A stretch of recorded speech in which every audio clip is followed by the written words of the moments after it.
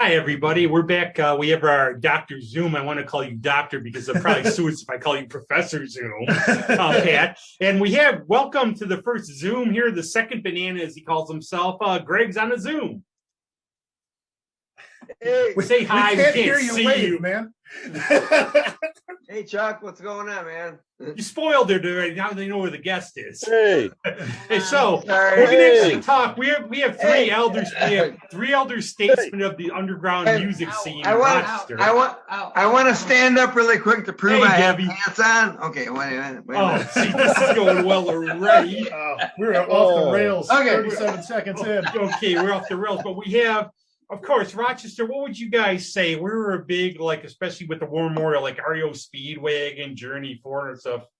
But we have the underground music scene. I think we have three elder statesmen of it here in Chas Lockwood.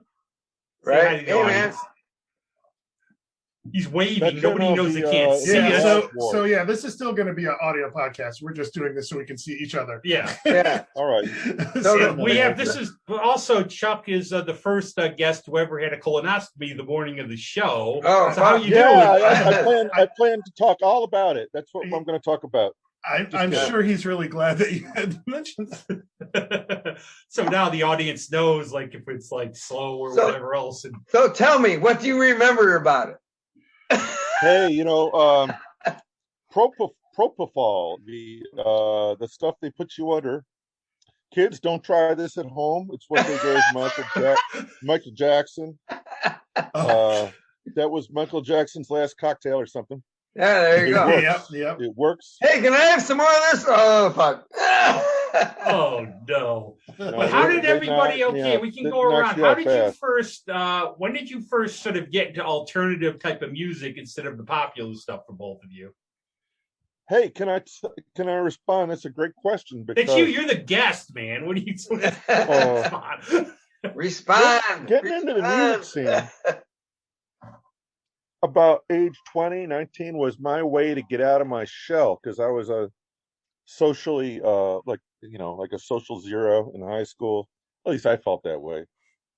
And a huge confidence booster. And I was in a school talent show and that went well. And then I got my mojo and I decided to join a band off of a poster hung in the record archive. They wanted a surf punk band needs a guitar player. And I had my Hondo guitar my mom bought me from the House of Guitars. I could play basic bar chords and some pentatonic solos, which was good enough to join Cousin Al and the Relatives. Yeah, man. Early surf band. Did you do any of the Surfing in the Barge Canal stuff or Zombie Stomp, or was that afterwards? That. Oh, you wrote that. I wrote Surfing on the Barge Canal. And there you go. And Brian Goodman, if you ever listen to this, big shout out. He's still the consummate punk rock and roller. He had a record collection of about 800 records of just great trashy rock. I was more of a suburban kid who was still just like listening to WMJQ and CMF, so I wasn't exposed to a lot of MJQ. Kick-ass rock and roll. I do have the glow-in-the-dark MJQ. I had an MJQ satin jacket. I don't know where. Oh, I want one. A promo, and I left it with my cousin, and I was like, "Oh, you might like this. Here, take it." And I don't know what happened to it. Yeah, they were like the more polite alternative to WCMF, which was a little bit more Magic 102, I guess. Yeah. Did they do the I'm a Rocker?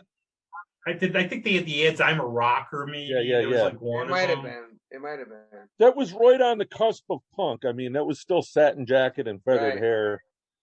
Sometimes late 80s holdover.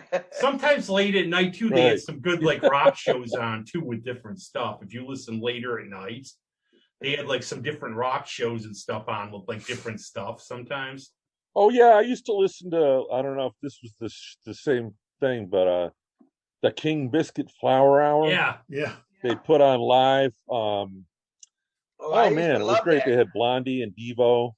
Right. Just live, they'd tape live shows. Tons of cassette pirating recording. Yeah, remember that? Like the difference then when you'd make a cassette, give it to a friend, give it to a friend. With no lawyers involved. Yeah, well, you think of, that was the when you start being able to, copy records into cassettes. That was the end of all music. That was it. So every time it rolls around, it's the same thing. It's the end of all music. Digital, it's the end of all music. Napster, it's the end of all music. Nobody's going to buy music now. What are you doing? But I think the only difference now, we talked about this on the show before, is that like those days you would ask friends, you would always try to get advice because there weren't many outlets to go to in terms of finding different music.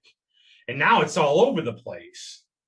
But I still ask advice from friends. Like I asked Josh Yanetsky, but he got me into the Fruit Bats, and I never heard of them. Oh, I love those guys. Yeah, see, but that's the way I still do it. I'll ask Caitlin, and she'll tell me who she's listening to, or like Greg, or like you, H.C. McIntyre. That was a great find. Well, you're welcome, Rob, because you're on my wavelength. You've turned me on to lots of jangly underground stuff over the years and sent me CDs. The Warlocks, the Green Pajamas. I don't even know if these bands are still around. Cosmic Rough Riders. Cosmic Rough Riders. I just want to hear the Green Pajamas because of the name. That's why I found them. They're like a Birds Zombies kind of thing. Of course. Portland. Yeah, Jeff Cali, he does like solo stuff at the same time. Look that up. If it's on you, is it on YouTube? I'll send you some. I'll send you some videos. But were you always into this music? No, Rob is. Go on. Yeah, I mean, back to my formative love for music. I mean, so the FM radio stuff, I would go towards that like guitar dude stuff, but it wasn't a heavy. It wasn't like Zeppelin. It was more like just a normal guy. Like, well, I don't know, normal's a bad thing to say, but like meat and potatoes, Tom Petty, Stones. Nobody's normal. Little secret. I mean, you don't have to defend it. I mean, it's good. It's the good stuff. But yeah. But yeah, getting into the music scene, I got to get with some guys that were a little bit more edgy. They were a little bit more underground, and that really opened up my head, like television and stuff you didn't hear on the FM radio. One of my lost concerts from last year was Richard Lloyd was coming to Abilene. That was one of my COVID concerts. Did you see it? No, they canceled it because of COVID. But Greg, how did this sort of go the same way for you in terms of music, like going from the mainstream to all the stuff you do? Well, I mean, my influences were in high school were top 40.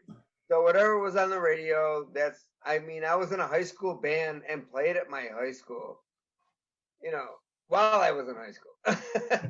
But after that, I got into prog rock and more like Chick Corea and stuff like that. And then later on, then I moved to Los Angeles in the 80s.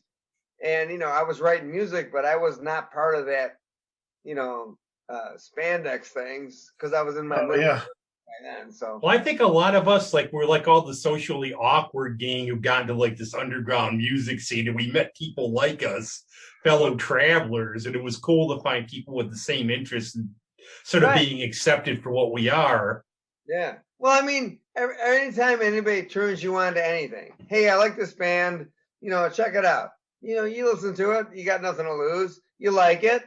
And that's why all these artists now, like, all the platforms that are out there, Spotify and all that, it's like, just, click on a thing if you like it, pass on it. If you really like it, then you're going to look into it, Well, I think like in high school, one of the problems, Jeff Bauman made that comment when he was on the show, is you were sort of broken into factions, and you had to be the metal person or this person. Yeah. You couldn't, like, somebody was a metal person, they listened to, say, something like Sting, you had to keep it hidden.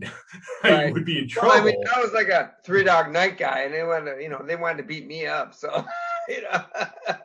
I wasn't a heavy guy. So yeah, but that's the thing. I think like it was one of those things where I think the minute you get out of that constant click environment, right, that you realize it's like every metalhead that I hung out with was really into They Might Be Giants. It's like they were all really into They Might Be Giants. You could not think of a less metal thing ever, but they were really like, "Oh, this stuff is great." It's like, I had metalheads, and then they just kind of moved over, to hip hop, right from there, just like, right. but and stuff would cross, and it's so true. The older you get to a certain point in your life, and I've hit there where it's just like, oh, I don't have to give a crap if music is cool. I can just like whatever. Patrick. Well, yes. The thing is, that's what I was saying earlier in the show. It's like, what makes people feel good? What music makes people feel good? It might be grungy shit, or it might be, fast poppy stuff. So I mean, maybe it's depending on your mood or what's going on in your life. But I thought about that tonight because we were in the garage. That's what we do in Ontario. We go in the garage and party. But, I thought that was just Adirondack. People go in the garage and party. It's also Ontario. But I know, like, I think I know what your question is going to be. Chaz. I think I know what your question is. Say, Chaz. I am 48 years old. So yeah, I was going to say, I look much younger than I am. Do you mean 80s? Do you mean 80s metal, or do you mean 70s metal? Like, do you mean like Tesla, or do you mean like Led Zeppelin? Honestly, the metalheads that I was friends with, it was more like you're talking thrash, Anthrax, Metallica, Megadeth, that kind of stuff. Like what they used to call speed metal, right? Which has a million other distinctions, but and there's there's a lot of there's a lot of debate as to when metal kind of really became metal, but it definitely started. There's different types, I suppose. Yeah. And Zeppelin would say they're not metal. And I think Robert Plant, he was like the thing with the heavy metal lead vocalist, took everything he did, but they'd say they're more hard rock. They went into all kinds of genres. Yeah. But they're on a What's the lore of Metallica recording in Rochester before they were famous? Supposedly, yes. Somebody told me they recorded something there. Yeah, they did. It was before they got their big contract. It was at an East Avenue studio. Do you know the story, Greg? It's on East Avenue. That's all I know. And it was the one Kill 'Em All. Yeah, but it was that the one in the middle of East Avenue before you get to across from Salinger's. It was called Black Dog or something. Black Dog, that's it. Yeah, but that was the place. It was, and between that and Linden Oaks has had some very good people play there, and it's like they just bring them in. There's no publicity. It's like that's a good question, Chaz. Like the difference now. How did you, when you've made some albums with groups? How was the recording process when you started? Are you asking me? Yeah. Oh well, I owe my whole half of my whole deal to Dave Anderson. I don't know if you guys. Everybody knows Dave. I'm sure. He's like the king of the Rochester garage. Yeah. Scene mid '80s, and he was so. He kind of was the guy who was the impresario. He quote unquote signed us. Right. A couple other bands, Absolute Gray, Chinchillas, stuff like that, and he had a connection in New York City with Midnight, and so he had a home studio in his attic, and it was a professional grade studio. A super good guy, and that was our ticket to at least getting albums out. I think there were maybe 2,000 copies or something like that, but they're still floating around. If I'm ever bored on something I got to show you. I actually want to do a test because he's never seen the song before. I wanted Patrick to react to the song titles. I think you might remember this. Can you see it over here? Or is it? The camera's right there. Oh, yeah. Oh yeah. But look at some of the song titles. Let's see what you think of them. This is the Bad in Us. Oh wow. K-Tel Rockstar. So Chuck, Time to party with Hitler's dog. Yeah, that's the Codeine and crazy corn. brain, warped mind of Stan Dan Merrill. And when we were in Lotus STP together, there was another guy, Ken Frank, who's sort of a genius when it comes to weird song titles and concepts. He's been in, a bunch of bands like Colorblind and stuff. That's awesome. Tell us about Lotus a little bit. Can I? Yes. I'm not stealing the show from You're the guest. Right, Greg's now. Our co-host. Patrick's a co-host. Okay. Yeah, man. What's up? So Stan and me, we were still on track to put together another band after I quit the surf band, and Stan was really motivated to get something, because he deserved the limelight. He's a great frontman, and so somehow he was good at networking. He found Ken Frank, Pat Lowry, and a guy named Hugh Edward. We drive all the way out to the fields of Brockport, like not Brockport College, but somewhere way out in Brockport. And Hugh Edwards had lived in an underground hovel. It was like a dirt hole, dog, with like plywood walls. Wow. It was like an underground bunker in the middle of a field of wildflowers. It was really strange. And we'd go there and we'd smoke a lot of weed and practice there. And I wrote a lot of the chord progressions. Stan would write a lot of the lyrics, and then the other guys were like the rhythm section and backup. Really good musicians. Pat Lowry, I'm not super friends with him these days, but I'm not friends, but it's sort of like he's like an atomic metronome. He was like an atomic clock. I mean, loud and just like totally could keep the beat, like Charlie Watts or something like that. Right. But these guys were freaks. They were kind of like a primitive, the groove to death. Guys, yeah. Well, so like Greg, where's the weirdest place you've ever recorded at? Recorded? Yeah, like that.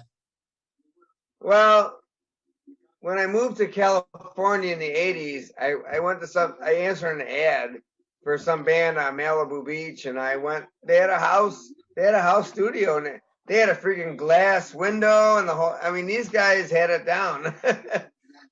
And that was it. If that's weird, I mean.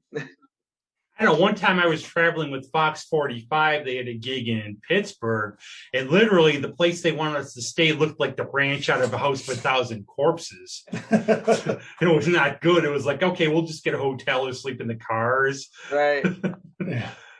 Well, I mean, I've played in some weird barn things. I'm like, I went to a place one time and I literally said to the guy, it was like just a little barn, and it wasn't straight. It was like crooked. Like, really? This is where we're playing? Nobody can fit on stage. You let like 5 people. One can fit on stage. Yeah, the roof's going to collapse at any moment. I think you mentioned like the thing about Stan the Man too. I think the comment you made, and I totally agree.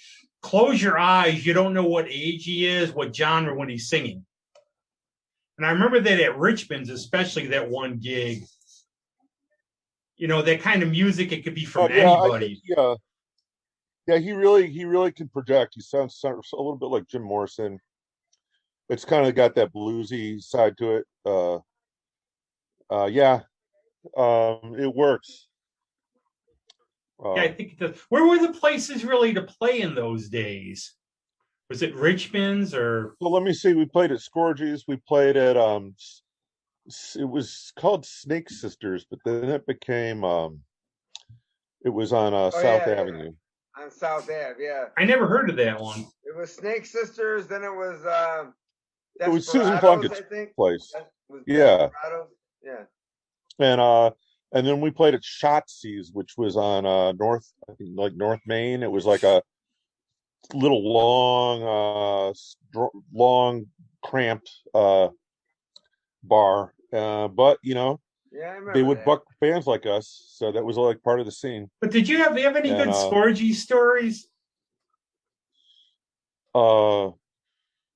Steve Lyons was talking about some on the recent one. Yeah, Scourges was cool. I mean, I was still, a young guy, and I was kind of a sheltered kid, and that was like, whoa, here I am with all these people in like leather jackets that smell like Yeah, that cigarettes was and like the '80s rock picking and each roll. other up, and that's rock and roll, Yeah. And but there was a bartender there who was a bully to me. He could smell my innocence, and so he was a bully. He would like I'm not going to name his name, but hi there, dude. He was like a big Cajun guy, and he would take my effects pedals and he would hide them. And I'd go, hey, can I have my effects pedals back? And he like, oh, I don't know what I did with it. So that was awful.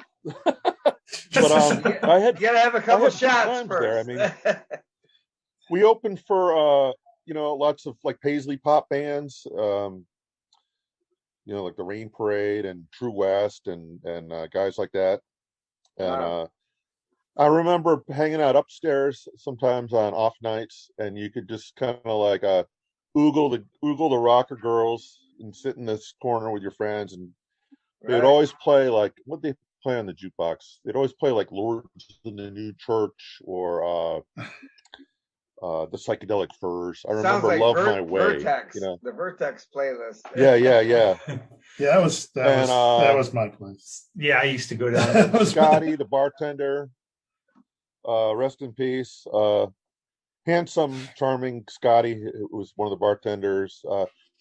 I remember there was a guy who people loved who was like an alcoholic, and I heard he would like go around at closing time and drink the spare drinks off the tables that people had left on the tables. I remember that guy. I actually remember that guy. I don't know who it was. Much beloved guy. The beauty of it then, I used to get an underage all the time because my brother's band played their stuff. Nobody really bothered me. Oh, well, your brother's with these band, guys, they would kick us out. That's the thing. These days, no way. Yeah. Well, your brother's band. No, one of the gigs I did back in the day was at Water Street, was opening for the Fix with the Earl Cram Review with Susie before we became Anonymous Willpower. So it's like, wow, the Fix, That's the first time I saw Susie was Earl Cram. Yeah, that was one of my bands. Oh, I love that. I mean, it's not a big party or anything, but it's just nice to be on a bill with a good band, Yeah. Well, they were a good band. They were cool. You had a really distinctive, like their whole thing was not. I didn't heard any of their bands really, I think a new wave-ish kind of era that were. I just read a Google thing on them with the singer or something, and he was saying, well, we were just trying to talk about the times, and they used the effects that they could find, and they made it work. I think they're one of those bands like the Smithereens that everybody likes. You might not be your favorite, but I don't think people dislike. That was another one of my big bands. I love Smithereens. But what gets me now is I used to get called names because of like the Ramones, and now you see Ramones shirts at Target. I know. Yeah. And I used to get made fun of, or like Gun Club. They banned me from school. The country's going into a tailspin. Hey guys, I saw a funny meme today. Speaking of which, it reminded me of. There's a meme, and it's got this like attractive young girl like walking down the street, and she's being pursued by a middle-aged guy, and he's kind of threatening, and it's like he's screaming at her, and it's name 3 songs, and then the title of the meme is something like when a boomer guy sees a girl with a band T-shirt on. Oh God! Name 3 songs. I find this out like working with Adriana because of her age, which she brings like Leslie Feist, she loves Billie Eilish, who's one of Greg's. Greg's making like Greg cannot understand. You should not be famous. Billie Eilish. But one day in the studio, we're going on. Andy goes, your song has like a Sunshine of Your Love vibe. And Adriana's like, who's that? Who's Cream? Oh, no. Okay. Yeah. And that's just sometimes it's not our world anymore, guys. But like a lot of those, like Michaela or like Josh or Sam, they're all big into like Neil Young. I know Michaela now really likes the Grateful Dead, but they know some of the older stuff. But I think like with Josh, his dad's like a music professor, Yeah, so but it comes all from that. music cycles around. You know, it's like Yeah. you plow through your parents' collection, and then oh, what the hell is this? And then you thought it was stupid, and then oh, this is pretty cool. But it's 10 years later. Like, what did you listen to at home, Chaz? Like when you grew up, was it all the popular like, or was it like big band? Listen, or I grew up in a Beatles Stones family. My mom was like a hipster. I mean, not really, but I mean, she was like way upbeat. Everybody, middle class people were crazy about the Beatles. But I remember when I was like tiny, like before I can even read, like maybe like a 3 or 4 year old, we had a stack of Beatles 45s on the Capitol Swirl, and I had a little like record player, like a close and play. And Mom was so nice; she'd draw on with marker or Sharpie on the label in like hieroglyphics a picture of what the song was, because I couldn't read. So she'd like draw like a walrus on like I Am a Walrus, or rain on rain, because I was so little I couldn't read the words, and I'd stick them on the record. So that's, what got me that's for ingrained in me. All that for some reason, I don't know why, Really cool. but 4th of July on PBS XXI, when I was a kid, they used to show Yellow Submarine, and that got me into the Beatles. Oh, that's like, and I don't know why they showed it. I couldn't make head or tail of it. No, now that's so psychedelic. Are you a Beatles or a Stones guy now, or are you just a Who guy or a Kinks guy? You. I gotta say, Me? Stones. Stones. I was more like a Beatles person. Ford or Chevy?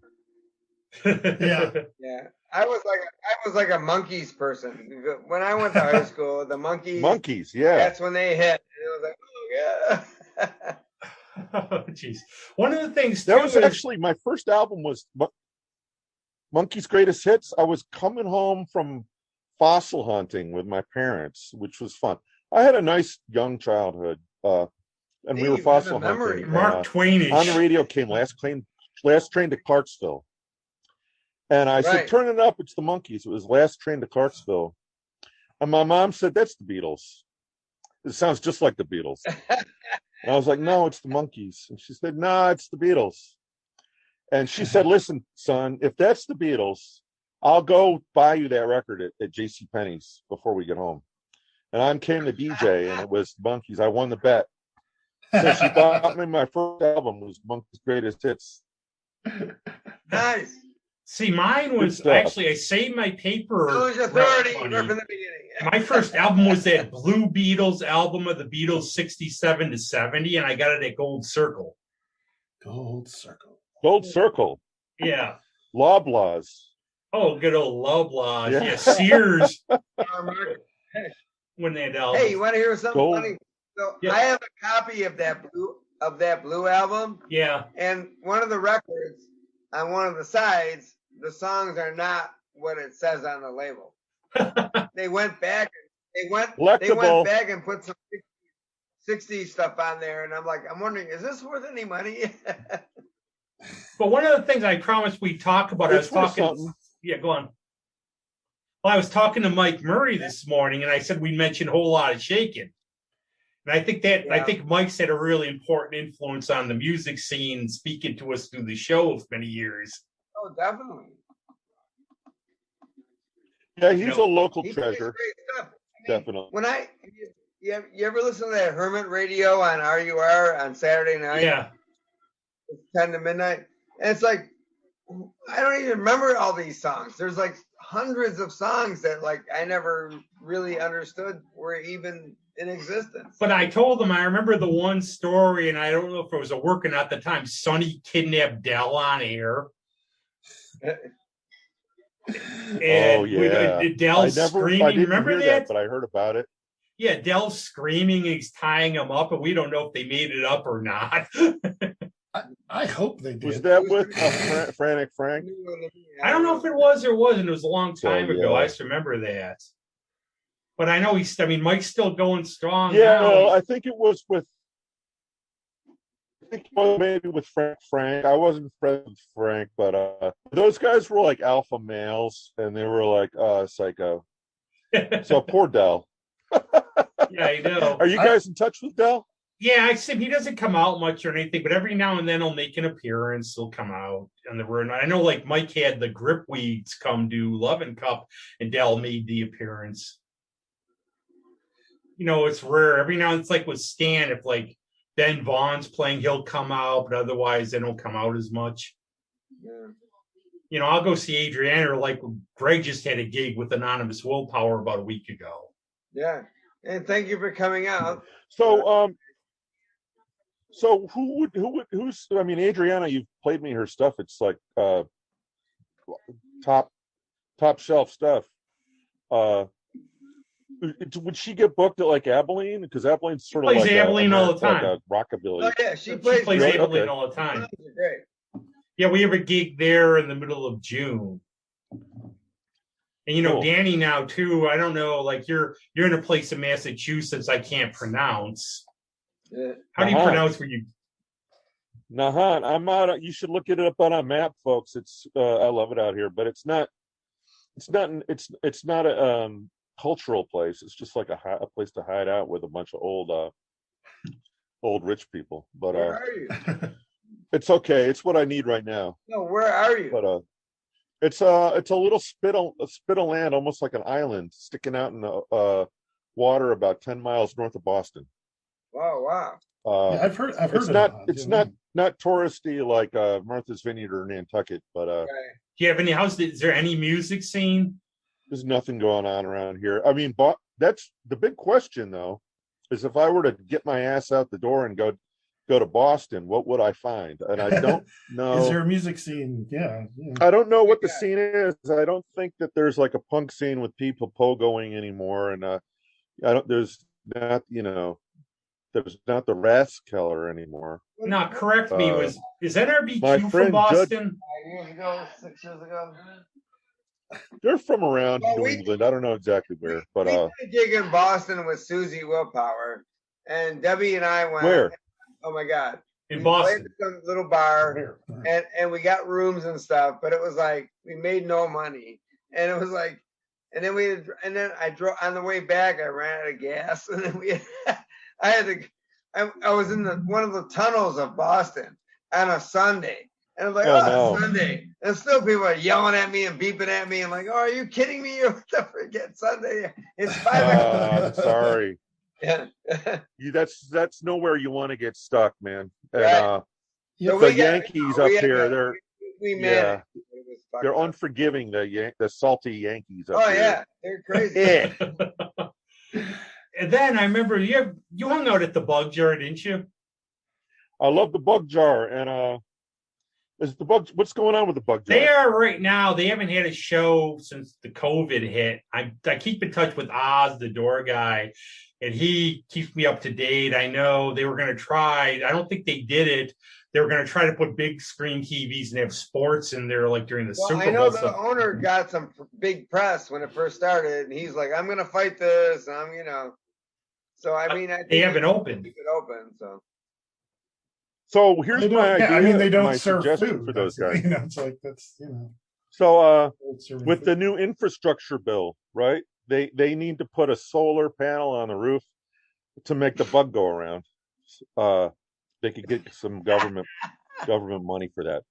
Yeah, because but I'm happy that Antifa didn't smash it up when they were marauding in the streets of Rochester last summer. They walked right by I think they right? stayed down. I know Oz said like they, wherever they were, but like one of the things too is like still like a lot of people like Greg. How long have you been playing on the scene now? Like playing Rochester. where? How long have you been playing like in terms of like out? in bands probably since '74. Wow. Yeah. See, I mean, 'cause I played. Hey, I played in the band in high school while I was still in high school. That should tell you something. so is it still pretty much how's Rick, it changed? do you know my guitar teacher? because you seem to be into like fusion and stuff. Joe Chapone. Oh fuck He was in Cabo Frio. Sorry. You know that guy? It's okay. You can swear all you want. I mean, yes, sir. You know Joe Chapone? No, I know Joe because we used to play in bands in the late 70s, all that soul shit at the Brick House or the Brick Joint or whatever the hell it was out on the west side. But I mean, we all played in bands in late 70s, early 80s. Yeah. Yeah, he was a great guy. He taught me some guitar stuff, but he was is a whiz. He was into El Dimiola. Right. And I like John it. McLaughlin and all those like really whiz bang guys. Right. That were like arpeggio in their way to heaven, man. But I was never at that level. Right. Well, I mean, I can only play jazz to a certain level myself. I mean, I'm okay for like a party jazz, cocktail jazz, but I'm not gonna say, I can play, like with, I'm not gonna play with Chick Corea or something. It's like right. The Rochester legend, Jaco Pastorius. Remember him? Yeah, He played the Red. You remember the guy Jaco the paint Pastorius? story. yeah, Jaco, yeah. Didn't he When he vanish came at to the Red Creek? Creek, I heard he was tripping and it was like break time, and they were like, "Where did he go?" And they found him out on the railroad tracks, like rolling around, and he had painted his arm with like paint. And I've heard that story a kind of lot. lost his Yeah, mind. He had a lot of drug issues and other shit. Yeah. Yeah. he was with Weather Report, wasn't he? I think. Oh yeah. Yeah, he did. Yeah, he was great. He just abused things, and he just went.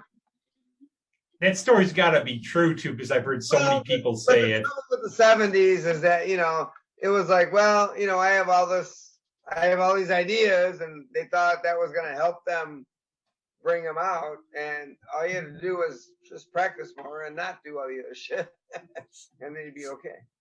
Yeah. Hey, kids, don't go Sid Barrett on us. It doesn't end well. Yeah, no. But one of the thoughts I had, I told Todd Bradley this when the High Risers played.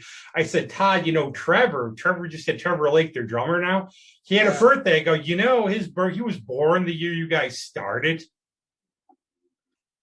It was like, oh my goodness. The High Risers, like Trevor Lake's their drummer now. When they started as the Essentials or the Salamanders, that was the year he was born. Wow.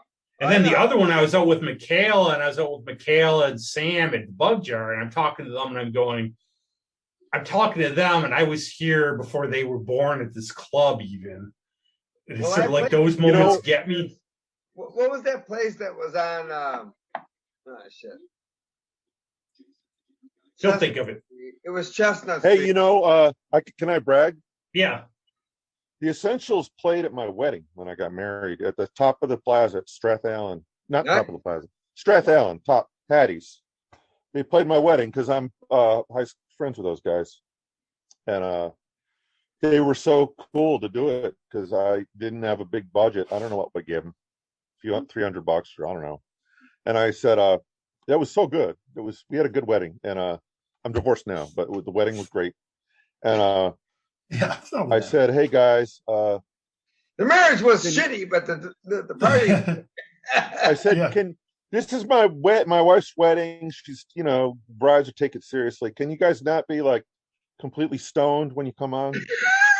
But I'm sure they didn't listen to me. It doesn't matter because they're so good. They could probably play stoned. Well, I found some. Go on. I assure you, ma'am, I am not completely stoned. Yeah, I am stoned enough that I will. Not completely. Yeah. So the right amount. The request was to do our wedding song, and I got to play. Actually, Stan helped me out, and it sang, and our wedding song was "Let Love Rule" by Lenny Kravitz. That's an awesome song. There's somewhere on a VHS tape is the Essentials doing "Let Love Rule." Oh goodness! I was thinking. I think the songs you talk about. Sorry, you talk about Greg, like songs that affect people. Like for me, a lot of the songs I relate to are like about bittersweet relationships because it seems like I know this person. That's usually what motivates you to write. I mean, the songs that the couple you heard at Abilene the other week, those are all based on a true story from a girl singer who messed with me and all that. He's also, Chuck, if you haven't heard his Trailer Romance, you would love it. That's all thanks I to gotta get it. I gotta get I'll there. send it to you. Yeah. But that's one. But I finally, after all the years, I finally got some proof for a story. The reason I met the Essentials was like spring 1990. I went with, you'll remember this name, I went with Dave Aquesta to see the Kinks at U of R. Oh, Dave. And then afterwards, we decided to go to Jazzberries to go see the Essentials. And the Skeletons, I guess, were playing. So what? Yeah. So what happened was, before COVID, 2019, my friends Katie and Ben Morey have a music school. Greg Townsend was there. Michaela was there. We did a benefit. So Ben goes, "You have to meet this person." It was the owner of Jazzberries. And she said that was the first show of the Jazzberries on East Avenue that they played. I guess, where were they? I know Todd Bradley told me they were somewhere else before Henrietta, maybe. Yeah, they were over on South. That was Snake Sisters, and then they moved. Yeah. But yeah, Susan Plunkett. I saw Jonathan Richman there, acoustic. Actually, I played there one time. But yeah, those guys are, all great musicians, and I'm a fan of Christopher Earl, Chris Sikowski, his whole deal, his underground releases, the Squires of the Subterranean. Oh yeah. He's it's kind of like Brian Wilson and XTC got married. Good stuff. Well, Todd's doing a bossa nova band on the side now. I did not know that. Yeah, the Bossa Nova Bradley brothers. Oh, they're fucking great. I jammed with them a couple times. Yeah, it's fun stuff. Usually Brian Williams plays the bass, I think, and of course Mark Bradley plays. You gotta hear Todd sing in Portuguese. Yeah, he can belt it out. He's underrated. I mean, he's a good. I've seen a video of him and stuff. He's as a vocalist. All three of those can belt guys, it out. They're all savants, as far as I'm. They're all amazing. I know they all came from like Pittsford, Sutherland High School and stuff, and they all kind of congealed together like that. So. I mean, you're not here, Chas. You're up in that Massachusetts island. But Greg, how would you say like the music scene is now in Rochester? I just like kind of admire it from afar. I wish I'm not 22 anymore, so I'm not going out and speeding around the streets with a 6-pack of beers in my back seat and stuff. But I don't know. You tell me. You got your Greg. What would you think? Well, I mean, if this makes you feel any better, I'm 67 and I'm in 4 bands. So I'm jealous. Keep the dream alive. Well, because I just don't want to quit. I'm too stupid and stubborn, I guess. Yeah, Chad. That was like back in your day. How many bands were you in at a time? One only, or did you ever do 2? Or seems like everybody's in 4 bands now. I was in Lotus STP, and then I was in Lotus STP, and then I was also in the Ferrets with Jim Huey, and we were like a jangle pop band. Jim wrote 2/3 of the songs, and that was Dave Anderson's label. And yeah, so I was doing both at the same time, and I felt very lucky to be doing that and getting recorded. It's funny because it's still paying off. I still like you guys and a bunch of people on Facebook. They still remember me and give me my props and make me feel good. Chas from the scene. And it's funny because my dad would say, why are you doing that? You're wasting, you could be getting your career going or whatever. He said something like, I love my dad, by the way, but he said that it just kind of like goes away. And, he's wrong. There's an old Greek philosopher, I don't know who but he said, ars long, vitae brevis. So life is short, art is long. So Seneca, I think. People still dig out these records from like 20 years ago, and they keep on, coming up like the cicadas. So don't let anybody discourage you not to make art or record it. Yeah. No, I can tell you like that. I'm not in my 20s anymore. I just hang around with a lot of them, and some of the talents some of the people have here are just amazing. Well, I mean, I enjoy playing, and at times I'm like, oh, I gotta lug all this stuff or whatever. But the minute you get too into that, it's like I told people, I said, the minute I don't even want to put it in my car, then I won't do it anymore. But I still enjoy putting it in the car, taking it over there, PA and all, and just hooking stuff up, because then it's your show and you do it the way you want to do it. So Greg, here's my thing about the garage guys. Like the Kings and stuff like that. I love them, but those records they're in love with from like 1966, the underground stuff. They're all right. They got mojo. They kick ass. They've got like the attitude, but the sound quality is so shitty because there are these guys playing, and it's like all like these walls of cymbals and hi-hats. There's like two mics in the room, Yeah. So recording drums is really, I think, the most important part of a full blown rock band. Yeah, well, I mean, you were talking about the drums is so important. You were talking about when the guy with the studio. Sorry, what's his name? Dave Anderson.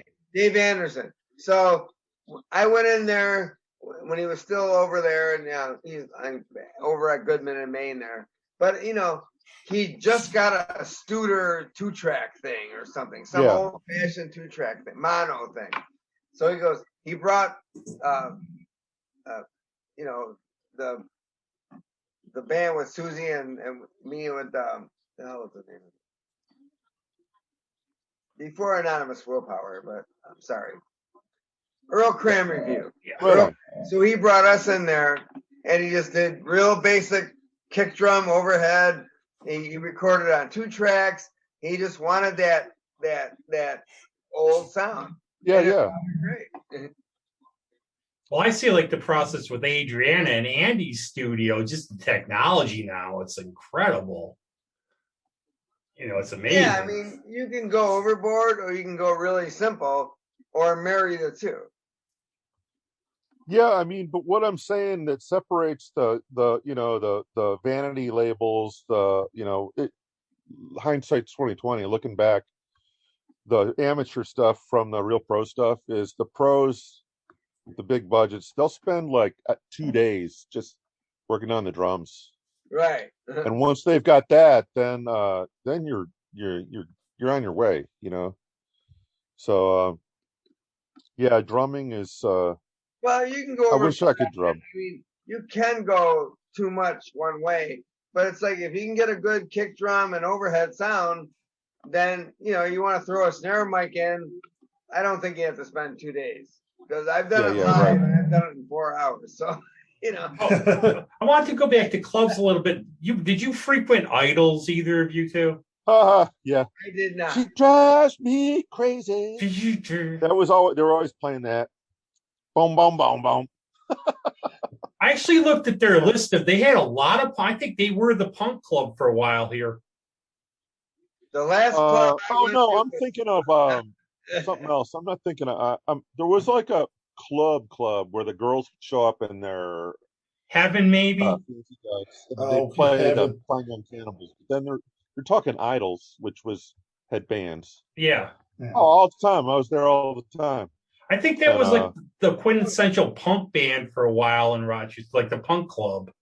This is the one that sticks in. We played there a lot. One that sticks in my mind was somebody dragged me down, or maybe by myself.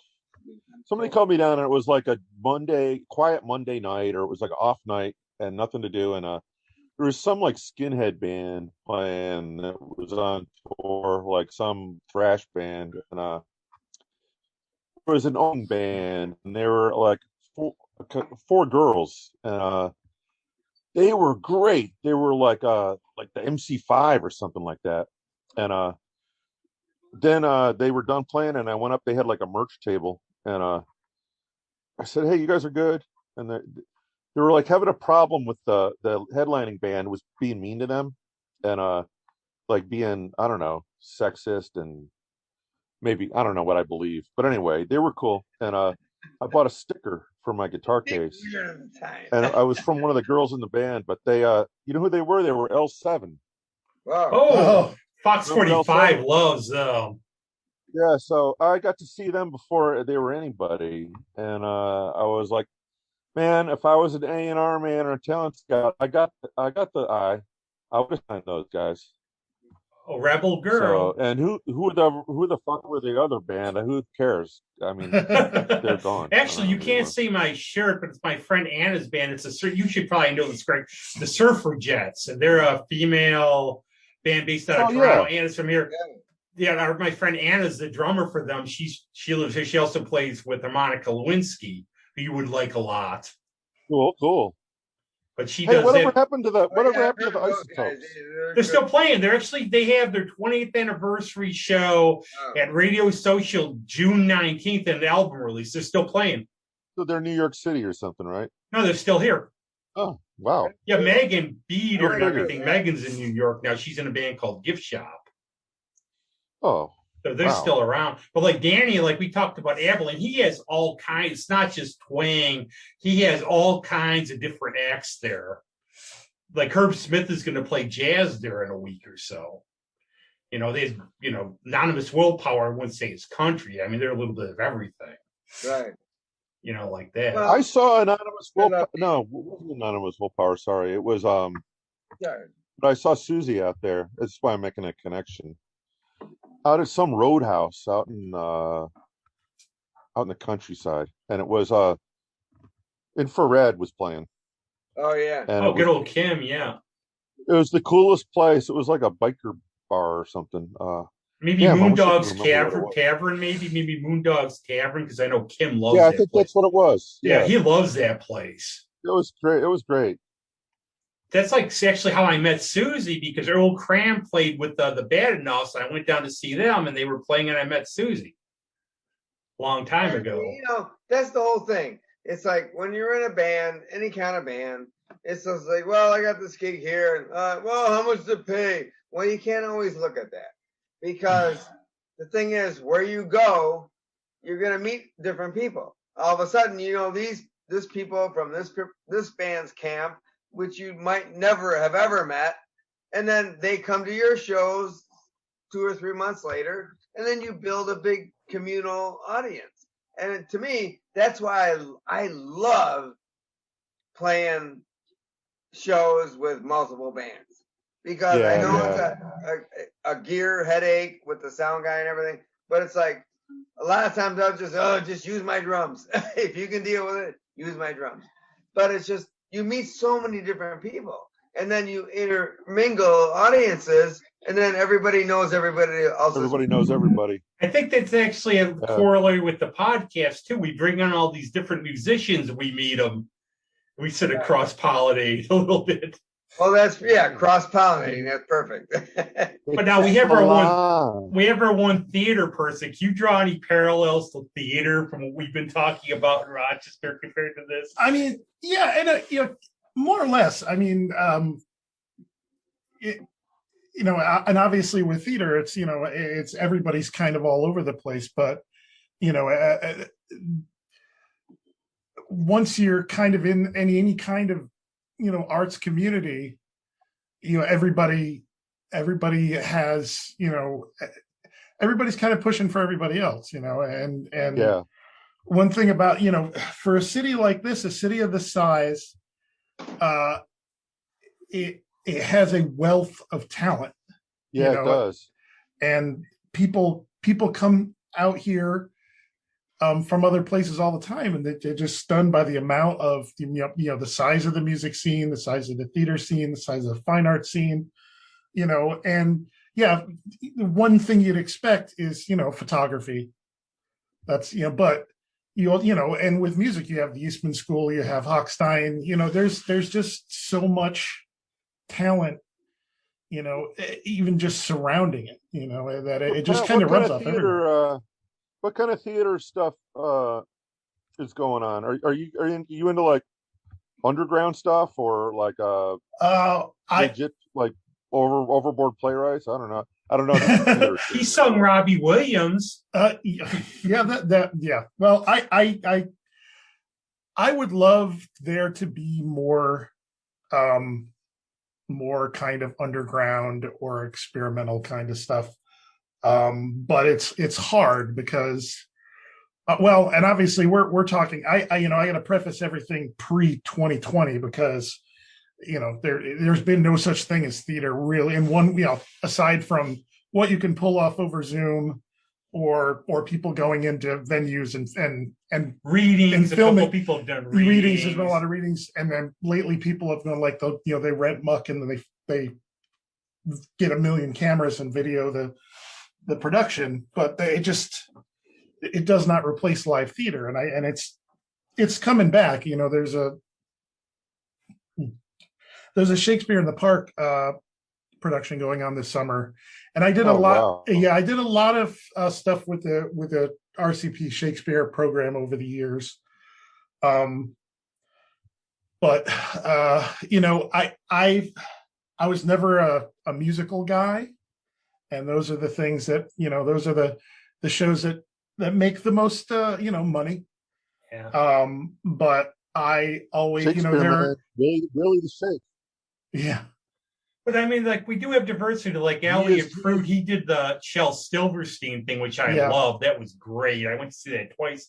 And I think I'll get the name wrong, Patrick, but I know DVC or MJ, somebody did the Ionescu Romanian. Yeah, they did. Yeah, they did. They did one from there. Yeah, and there's a lot of smaller groups that have been, that's the thing, there's a lot of smaller groups that come and go over the years, and you have spaces like Muck that have a venue for people of all different size, theater organizations. I always think I was there when that opened, and I just see how it's grown a little and changed, like the seats and everything. I have to ask a question to Patrick.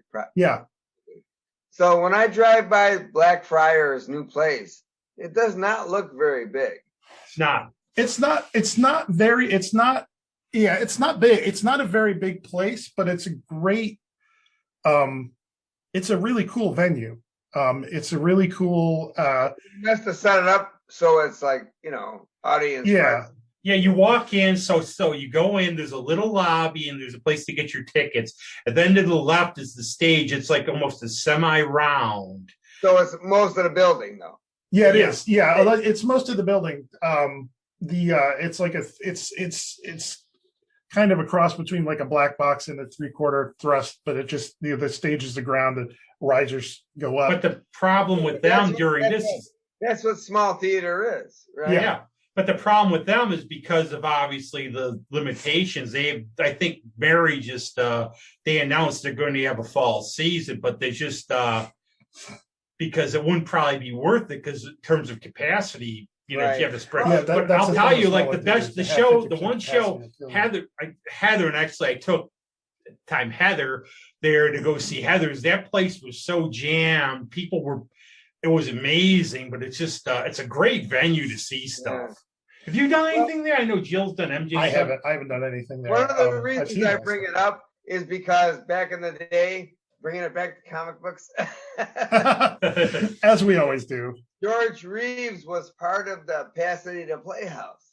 Wow. And that was back in the day. That was a small theater that a lot of people came up in. So that's the thing. Like these places. Shipping Dock. Philip Seymour Hoffman. Right. More or less came out of there. Cool. Downstairs Cabaret. Downstairs Cabaret. Yeah, that was. Downstairs Cabaret had a very. It was a very illustrious theater.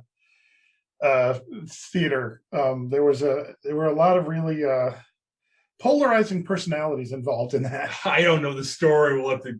That's the thing too. Before COVID hit, I was a patron of all things arts. And you know me, Greg. I was all around town and all this stuff involved in one thing or another. So it's been weird shutting down. But we mentioned theaters. The one thing I could say about the Triangle Theater is that's the place musicians were the meanest to me yet. because I had Chrissy Hyde be mean to me and John Cale be mean to me, and I was like a teenager. Well, of course, Chrissy Hines is going to be mean to you, Rob. I love That's what she does. I don't think John Cale was that bad. I just think John was on drugs then and everything. He was foul. Chrissy Hines used to kick out the windows of police cars. But I usually have a way with those types, you know? Yeah, I know. That's what you and me got in common. We're kind of like crazy magnets. Oh, yeah, you know all the stories. You've known me long enough. You know the history. Yeah. We love it, though, don't we? Yeah. Apparently, Chrissy Hines' book, she talks about a gang assault. Yuck. Yeah. She's a scrappy girl. I heard about that too. Yeah. A great album. That first album, classic. Yeah. Yeah, I mean they were good, you know, and everything. So, but still, we do have places another place is Love and Cup, which we used to have a lot of diversity of acts. Obviously, whenever I talk about all this, it's like pre-COVID, you know. And how's things going? What's going to happen now? Who knows? You know, what's going to happen now? There could be a second. There could be a second wave. I just go day by day. Yeah, I think people are hungry. People are hungry to get out and mix it up. I think so. I think it'll be good. I think, just you shouldn't have to bribe people to get vaccinated, but apparently they are. So, but I mean, at this point, whatever it takes, it just enough of the nonsense. It just all about. If you look in the places where people where a larger percentage of the population are vaccinated, they're doing better at this point, right?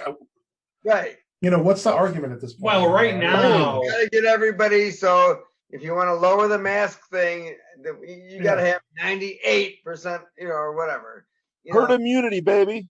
That's where. Well, how's it by you? Because I know Danny Deutsch, he announced starting this week you have to bring your vax card to get into Abilene. Right. Well, so I know I'm going to be going home because I'm going to forget it every time. Well, I get that because you can only fit 50 people in there. Yeah. Well, he got mad. Adriana had that gig, and we had the problem. There was an opening band, and he was saying, I really messed up. I'm gonna have to kick people out. It's just you don't know who's vaccinated. Well, he gets nervous. He's a small business guy. Well, and that's the thing. Yeah, if you get once those contact tracers find out where you've been. Yeah, it's a problem for the venues. It's a problem for restaurants and some in stores, and some of them are just trying to ignore it. But it's just the narcs come in there and ruin it. That's one way to look at it. There's always different ways to look at it. Chaz, you ever see yourself playing again, or are you done? You're like a retired old statesman. Because people keep on patting me on the head and saying, you're good, and I keep getting encouragement. So you and Greg want to do something like Megan Jack White, a drummer and a guitar player. Yeah, I need to. Thanks for the encouragement. I got to do something. I was for a couple of years. I was doing home demos in Baltimore. I had this shack I lived in after I got divorced in a weird neighborhood. I was like the only white guy on the street, but it was also like a country shack. It was a weird spot, and I set up skier in the back room and would record stuff on Audacity audacious of you. Fun, good stuff. I was usually drinking and doing it, and then I'd get a big kick out of it, and I put some of the stuff on YouTube.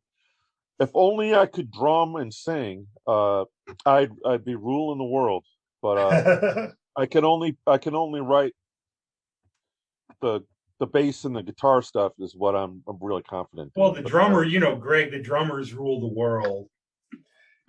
Yeah, you gotta have a good drum track. Everything we're like the invisible extra guy.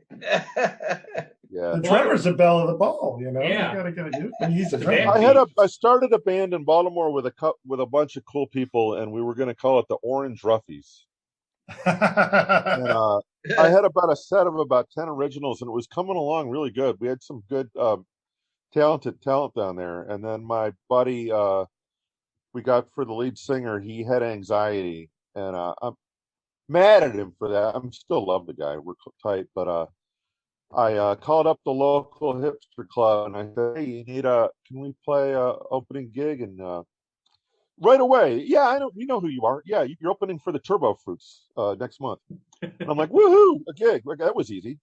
And but then the lead guy, he had an anxiety attack and thought we weren't ready. Jesus Maybe Christ. we were ready, but I'm mad at him because I wanted to play out. You know what I like about the scene though, but even like sometimes a lot of people, there's various people from our day who don't come out, but when they do, it's like old times. But like for example, I was at the Little, I ran into Bruce Johnson.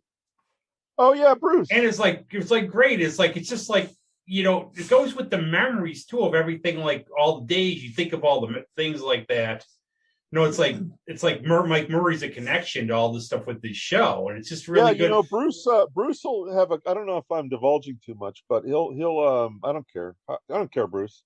He'll be hitting some like big cans of IPA on a Saturday afternoon, and then I'll start getting some harassing texts from the guy. But it's loving stuff. I wouldn't say that if it wasn't.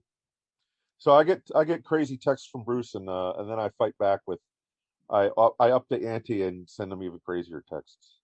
So I'm in touch with Bruce. Oh, that's cool. It was always great to see it. But every now and then, for certain bands, people will come out, and I'll just think of the old days. It's fun. Yeah, the old days. Yeah, well, yeah, I'm sure if I showed up, I'll let me know. I'm going to come to town. We got to go to the Bug Jar. If it's open. See what other marbles roll in there. I'm sure there's going to be a couple people I know. You have to make a reservation to go out. Yeah, like our shows, like Adriana's shows, I'm like sort of part of the band now, so I can get in. But like you have to get there 2 hours early now, like and everything else, and it's like capacity's limited.